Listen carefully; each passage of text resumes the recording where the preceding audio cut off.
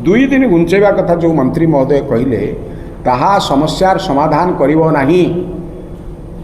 चाषी पाखरे धान थिबा पर्यंत मु एकदम संक्षिप्त रे आपन कहबाक चाहे किसान कांग्रेस पक्षरु मंत्रींकर विवृत्ति की प्रतिवाद करी आज आम जारी करुचु आपण मान पाखरे जे चाषी पाखरे ओडिशा राज्य रे धान थिबा पर्यंत बिक्री योग्य धान थिबा पर्यंत समस्त धान को ओडिशा सरकार खोलिबा पर्यंत प्रोक्योरमेंट करिबा पर्यंत मंडी माने खोला रुहंतु।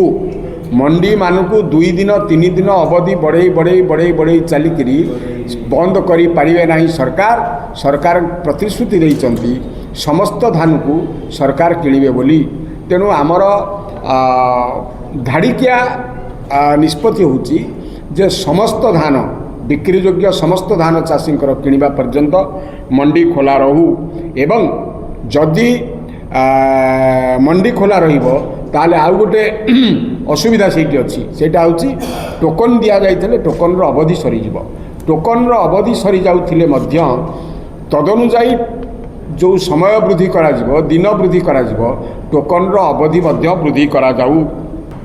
को भली भाबरे वर्तमान धान किणारे घोटाला होउची जो आंकड़ा जो परिसंख्यान आम पाइचु ताहा आचंबित कला भलिया दुर्नीति घोटाला आमे पाइचु। गत 2 दिन तले मु जलेश्वर ब्लॉक रे चाषी मानकर एक सभा डाकी एवं आमर जो 19 पैक्स अच्छी बा सेवा समवाय समिति अच्छी सेठू सब चाषी माने आसथिले एवं सेमानक पाखरु खबर नेली आउ तापर किछि सेवा समवाय समिति को जाइकी अनुध्यान कली एवं से अनुध्यान रे जहाँ तथ्य मु पाइली ताहा मते आचंबित करदेला जे कौन चली राज्य रे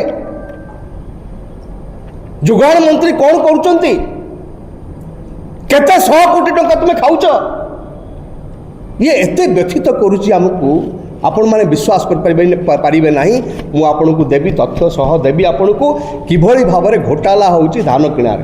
वर्तमान सुधा केते चाषी देइचंती 18.55 लाख चाषी से माने धान देई पारिचंती एवं आज दिन 1,13,000 चाषी धान देई पारि नांती एवं 22 लाख टन धान आज मध्य सेवा समवाय समिति रे उठी पारि नाही एवं मंत्री कहिचंती दरकार पड़ले आउ 2 दिन आमे घुंचई दबा अवधि बढ़ेवा। आमे कहबाकू चाहू 2 दिन बढ़ेले मध्य 1,13,000 चाषी 22 लाख टन मेट्रिक टन धान देई पारिबे नाही।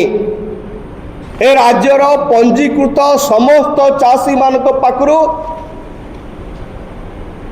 टोकन अनुसार धान जदि न उठे तेबे कांग्रेस दल किसान कांग्रेस यार दृढ़ प्रतिवाद करिवो ब्लॉक आगे करिवो जिला कलेक्टर पाखे करिवो एवं पैक्स रे मध्य ए आंदोलन चलिबो जदि से सबुधार न उठांती।